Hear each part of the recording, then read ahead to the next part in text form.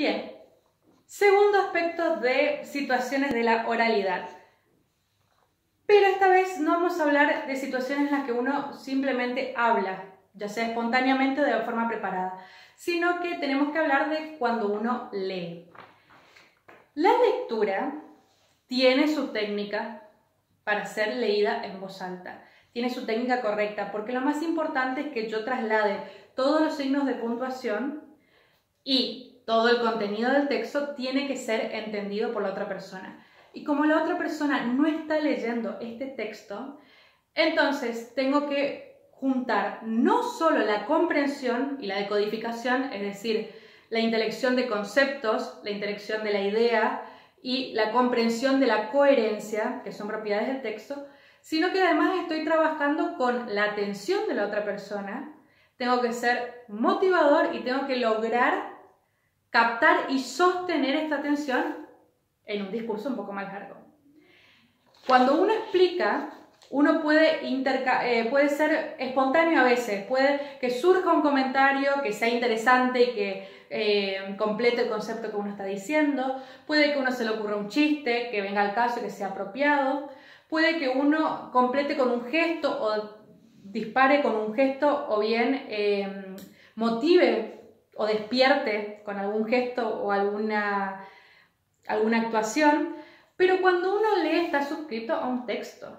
Entonces tiene un orden, una disposición mucho más rígida. No se puede salir del papel en todos los casos. Fíjense qué molesto que es estar leyendo, por ejemplo, en clase, yo que enseño literatura, leyendo poesía y que interrumpan. Ya sea que interrumpa a alguien a entrar, ya sea que interrumpa a alguien voluntariamente, porque si es un accidente es otra cosa, por supuesto.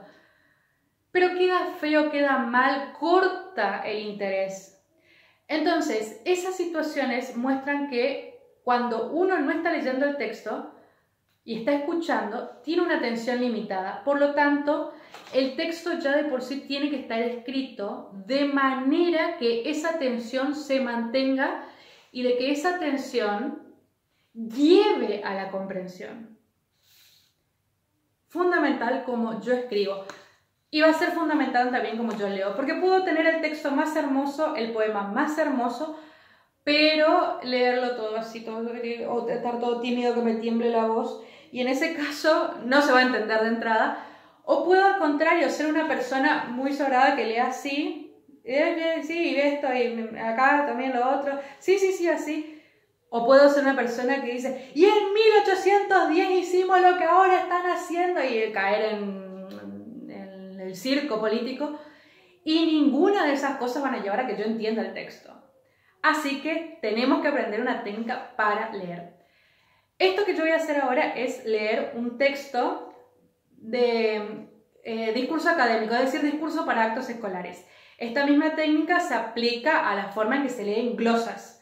En este caso vamos a hablar de un discurso porque el discurso, como es más largo, tiene que mantener la atención por mucho más tiempo. Así que no es como las glosas que son quizás 2 párrafos y bueno, pasa otra cosa, entonces no es tanto, no es más de 1 minuto, no dura cada glosa, por lo tanto es más fácil mantener la atención. Entonces vamos a hablar con un discurso, pero esta técnica se puede aplicar también a la lectura de textos expositivos y también a la lectura de poemas, sobre todo en cuanto a la parte más sentida. Sin embargo, si ustedes declaman poesía o recitan o simplemente leen, tiene su técnica especial. Es un poco más exagerada porque es más un personaje el yo poético. Acá el personaje es un docente educador, por lo tanto, mantiene lo que decíamos del respeto, lo agradable y lo firme. Consideraciones para leer un discurso. Primero que nada, lo que ya habíamos hablado del actio, si bien esto no está declamado, no lo vamos a decir de memoria, pero vienen las mismas cuestiones en cuanto a los tonos y los gestos de la oratoria. Postura erguida, no hacer esto, porque además esto interrumpe el diafragma, por lo tanto la voz va a salir distinta. Tiene que estar erguida y para que yo pueda respirar, pueda tomar aire, no me quede sin aire mientras voy hablando. Tengo que tomar aire lo suficiente como para decir la oración. Tengo que tomar aire en cada punto seguido, para eso es la pausa. Para eso colocamos los puntos seguidos. Así que mi texto no tiene que tener oraciones de 6 renglones porque se me va a acabar el aire. Puntos seguidos o punto y coma, tomo aire. Tengo que estar parado de esta manera. Ese es mi auditorium y yo me dirijo al auditorium. Si el auditorio me lleva de este lugar, tengo que estar parado de tal manera que todo esto, no en circunferencia, en semicírculo, puedan verme. Cuando yo me dirijo al auditorio, siempre de esta manera. No puedo tener la voz acá, porque la voz llega hasta acá, el sonido llega hasta acá y rebota y no sale. Aunque yo tenga el micrófono, va a ser la interferencia de este sonido. Siempre acá. Y yo no tengo que leer así, de esta manera. El micrófono se coloca a esta altura. Es muy importante ensayar porque los distintos micrófonos son diferentes. Entonces hay que probar cómo sale y cuál es la distancia correcta. La sensibilidad de cada micrófono es muy distinta. Algunos me tengo que acercar mucho para hablar, otros de muy lejos se escuchan muy bien. Algunos no se escuchan nada. Así que es importante el ensayo si es posible. Si tengo con atril, el micrófono lo dejo acá. Y tengan muy en cuenta si son zurdos o diestros, porque si tengo el micrófono de este lado y yo quiero sujetar de este lado, el micrófono me va a tapar de esta manera y yo no voy a ver el texto. Entonces, el micrófono de un lado, el texto del otro, para que no me estorbe. No lo pongo tampoco así porque entonces la visual de la media vista del ojo también me va a molestar. Entonces siempre de este lado. De esa manera además se me ve. Bien parado. Me coloco de esta manera, el texto acá, con las dos manos sujeto, mucho mejor.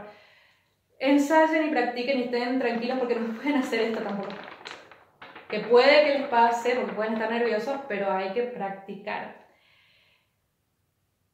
Si yo no puedo tener un atril, es decir, lo ideal sería tener esta postura. Si yo no puedo tener el atril y tengo el micrófono, no hay ningún problema, lo leo de esta manera. Pero en ese caso tengo que tener cuidado porque en algún momento si tengo que dar vuelta a la hoja voy a tener micrófono. Así que tengo que practicar para que no se me caiga en ese momento. Si yo tengo la suerte de tener el micrófono y atril para el discurso, entonces tengo que leer de esta manera o haciendo gesto con las manos como cuando yo les hablo. Voy a leer el discurso. Perdón, primero, algunos otros consejos. A ver, ¿cómo se lee en voz alta? La oración no solamente es una unidad de sentido, también es una unidad de tono. Yo empiezo la oración y tengo un tono grave, un tono normal, vamos a decir, hasta una coma. Cuando hay una coma, elevo el tono, lo hago más agudo.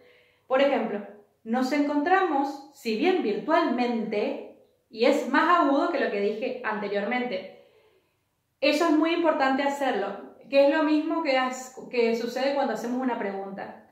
¿Hasta cuándo seguiremos soportando? Eso es más agudo. No puedo leer todo con el mismo tono, no puede ser monótono. Y los tonos se dan con los signos de puntuación. Coma es más agudo. ¿Cuándo es grave? Cuando hay un punto seguido. Vieron que yo ahí terminé la idea y bajé el tono de voz. Es más grave. Tengan mucho cuidado de bajar el tono, pero no bajar el volumen. Ahí yo bajé el tono de vuelta, lo hice más grave. Si ustedes bajan el tono y el volumen, una coma, figúrense que yo estoy escribiendo una coma y está más alto el tono, entonces lo que va a pasar es que no se va a entender el final de la oración. Si yo digo, de esta manera concluimos, lo hice tan grave que perdí el tono y no se entendió. Entonces, respeto. Agudo para las comas y para las preguntas. También puede ser para los 2 puntos, grave para los puntos seguidos y aparte. El tono tiene que ser agradable, no puedo gritar. Y hay varias situaciones en las que yo puedo cambiar de expresión. Por ejemplo, cuando hay una cita. Cuando hay una cita o cuando leo una poesía, yo tomo un personaje, tomo el yo poético. Por lo tanto, me posesiono de ese personaje, de ese otro texto, y tengo que marcar que no soy yo el que escribí el discurso, sino que es otra persona, son palabras de otra persona, eso es lo que quiero decir.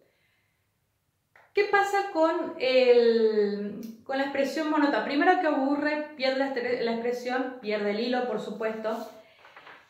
Y con respecto al tono de la cita, se suele decir también, por ejemplo, cuando empieza una cita, cito, para indicar que es una cita, y cuando termina, fin de la cita. Pero eso no es necesario si ustedes saben darle el tono. Tampoco es necesario si ustedes antecedieron al autor, se va a entender. Y por último, además de la postura, los gestos. Es muy importante mirar, levantar la mirada. Pero también es muy importante que ese levantar la mirada no estorbe la lectura. ¿Qué significa esto? Levanto la mirada cuando empieza la cita, levanto la mirada cuando hay dos puntos, cuando hay punto aparte y levanto la mirada cuando termino. Eso es fundamental. Va a ser mucho más ameno, va a ser mucho más agradable, va a demostrar seguridad y convicción. Se va a entender, yo voy a ir guiando con la mirada. Puedo mirar a las distintas personas o puedo empezar mirando al aire, como les decía, para practicar. Con respecto a la mirada, acá viene el último punto de la oratoria. Si yo voy a levantar la vista, tengo que haber estudiado el discurso. Es decir, por supuesto que uno escribe el discurso, pero tengo que saber bien parte por parte, porque levanto la vista y después tengo que volver a focalizar a ver dónde estaba. Entonces, si me pierdo, tengo que saber de memoria que sigue. No es para memorizarse al nivel de recitar, pero por lo menos saber qué palabras, en qué palabra voy a levantar la vista y cuál es la palabra que sigue. Lo mismo pasa, yo les recomiendo que el discurso siempre termine el párrafo en la hoja y la hoja que sigue empiece otro párrafo, de manera que cuando den vuelta a la hoja esté acompañada de la pausa de dar vuelta a la hoja, de la pausa del punto aparte. Si no se puede hacer, como en este caso, tengo que saber bien que a esta palabra le sigue esta, porque si no va a quedar una pausa en el medio que no se va a entender, va a aparecer una coma y no hay una coma. Si yo no tengo, por eso es importante la memoria, si yo no tengo las dos manos ocupadas por el micrófono y por sostener, la mano tiene que acompañar. Pero no tiene que acompañar alentando la hinchada, ni tiene que acompañar de forma violenta, sino que tiene que acompañar de forma agradable, de forma segura. Tengo que ser enfática en algunos momentos, no puedo leer siempre igual, no se trata solo de los tonos de las comas y los puntos. Cuando yo digo algo realmente importante, lo tengo que decir con tono, con expresión, que no significa gritar. Tengo que decir con seguridad. Tengo que acompañar los gestos del rostro, tengo que acompañar los momentos de dificultad, tengo que acompañar los momentos, tengo que hacer el gesto de decir, en este momento atraigo, siguiendo, de esta manera, y el gesto tiene su lenguaje. Muy bien, ustedes este texto ya lo tienen, para ir, si quieren ir leyéndolo mientras lo escuchan, para ir siguiéndolo. Los errores pueden pasar, pero cuanto más estudian, menos errores tienen y uno se siente mejor. Si son todos errores, ahí uno se molesta además con uno mismo. Este discurso viene a cabo a la situación justamente de la pandemia. Señor rector, señora vicerrectora, señora directora de estudios, profesores, padres, queridos alumnos. Nos encontramos, si bien virtualmente, para recibir el festejo del 25 de mayo. Un encuentro muy distinto, no solo aquel día patrio de 1810, lejano en tecnologías y vestimentas, sino también muy diferente a las celebraciones que acostumbrábamos hasta el año pasado. Efectivamente, no estamos reunidos, no sentimos los aromas propios de la mesa típica del 25 de mayo, no vemos a las personas a nuestro lado vestidas típicamente y no escuchamos nuestras voces decir juntas, frente a frente, ¡viva la patria! Sin embargo, podrá ser una celebración enmarcada en circunstancias especiales, pero sin duda hay sentimientos que nos igualan con aquella gesta gloriosa del primer gobierno patrio. En 1810, frente al avance de las tropas francesas sobre la corona española, el virreinato de Río de la Plata, si bien ratificaba inicialmente su adhesión al rey, dio pruebas de su autonomía al decidir no responder al nuevo soberano que Napoleón había dispuesto en lugar de Fernando VII. Fue la prueba de que podíamos decidir sobre nuestro territorio y nuestro futuro, de que teníamos un poder incipiente que despertaba con una nueva nación. se decidió en ese momento defender la patria. Ante una amenaza, el joven pueblo argentino demostró que la patria era un valor fundamental por el cual luchar y al cual proteger. Hoy mantenemos vivos esos valores. Cuando decimos que, pese a todo, debemos seguir estudiando y trabajando con el mismo esmero, aunque la situación sea adversa, estamos respetando a la patria. Porque somos conscientes de que la educación es necesaria para formar ciudadanos rectos y comprometidos con el futuro de esta nación, pero sobre todo, ciudadanos libres. Cuando somos responsables de esta pandemia que atravesamos y nos comprometemos a cuidarnos y a cuidar a nuestros pares, cuidamos la patria. Cuando respetamos las leyes, defendemos nuestros derechos y ayudamos a los demás, construimos la patria.